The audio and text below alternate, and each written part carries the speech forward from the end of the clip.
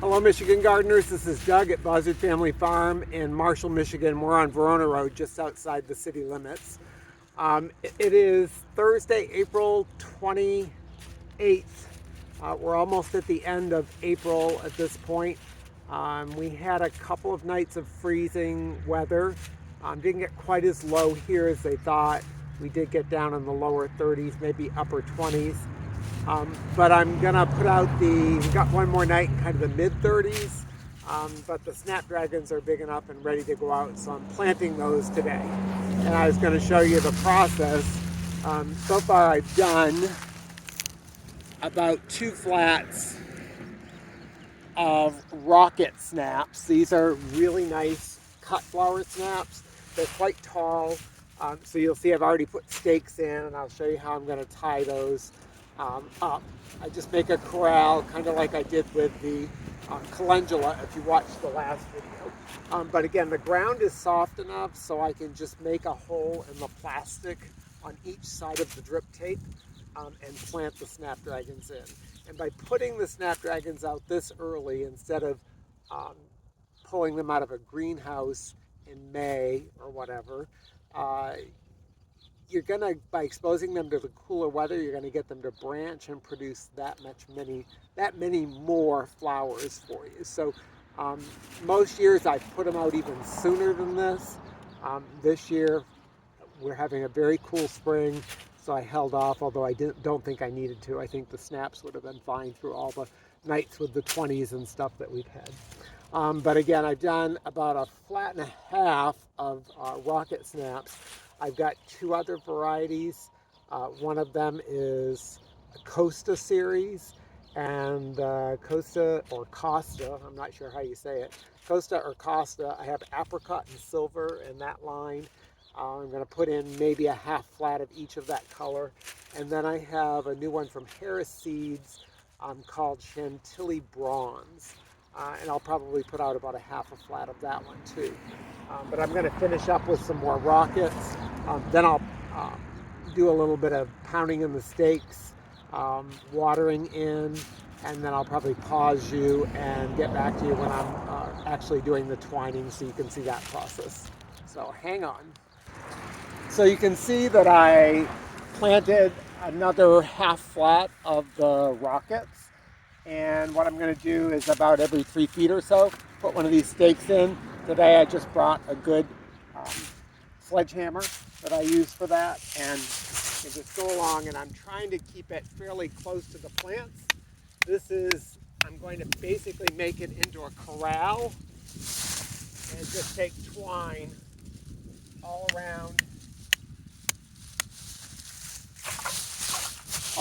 the edge of these. I'll show you that in a second.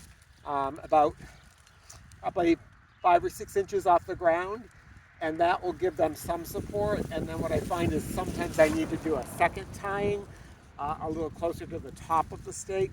These are just tomato stakes we've cut into thirds or halves for use like this. We use them with our peppers. And again, we just kind of twine around and corral in the rocket snaps so that when we do get wind and stuff, they have something to lean against. Otherwise, what tends to happen without any support is they just flop and fall over. And as I mentioned in the last video, a lot of flower farmers are using netting that they just move up.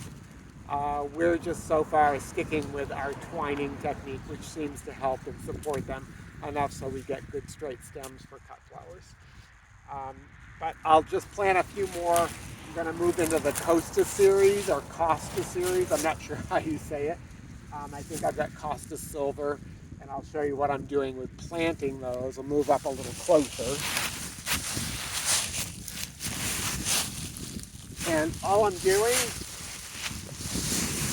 is I know where my drip tape is down through the middle, and I'm just taking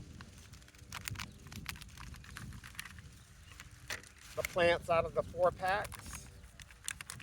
I just squeeze the bottom of the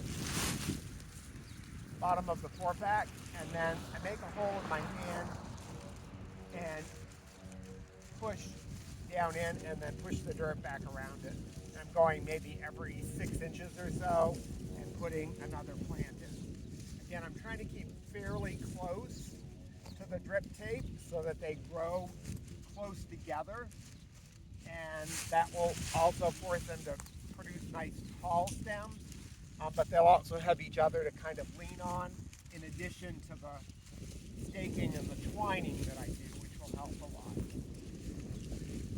So this is my Costa series, and this one's actually apricot. And I'm going to do a few more of those, but I'll show you the twining process once I get a couple more stakes.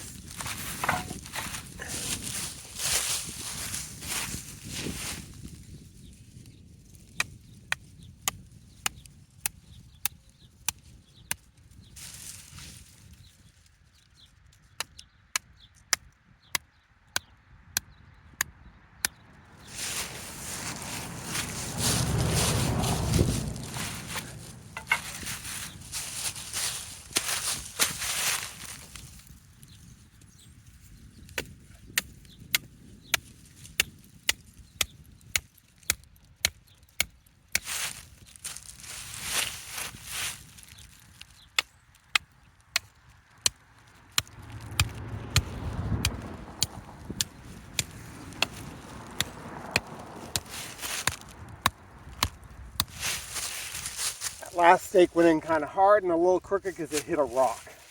But I'm going to leave a gap right there and plant more snaps, but I want to again be able to have a path to cut across from one side to the other when I'm cutting flowers this summer.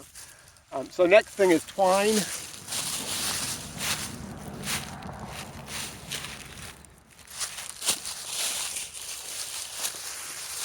And again, I showed this in the last video, but we just use tomato twine. Comes in these boxes. You can hitch it to your waist with a belt.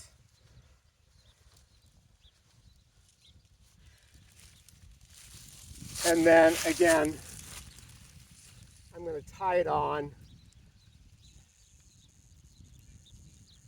maybe about 6 inches up.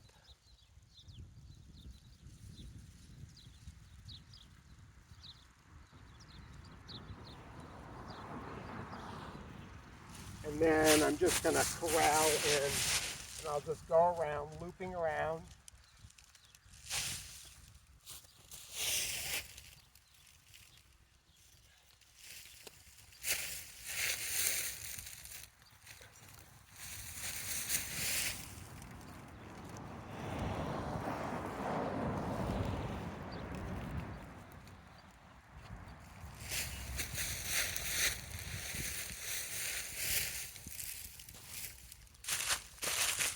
And I'll continue that process all the way up to the other end where I started the Snapdragons and bring it back down around and end it right back here where I started on this one. And then if I feel like during the summer they need a little bit more support, a little bit higher support, then I can come out and add in another twine, another one higher. I'm out here enough, so it's not hard for me to do that. If you're thinking about flower netting, which a lot of the flower gardeners use, they just keep moving the netting up, and the netting really does work very well too. We just haven't gone to that expense or haven't looked into that and aren't really interested because we feel like we get enough support with just the tomato twine, which is something we already have because we raise vegetables. Don't forget to water in all your transplants. I have my watering can out here. You want to give them all a good drink. We have been wet, but we've been dry for a few days, and they're talking about showers over the weekend, but you still want to give your transplants a nice drink of water.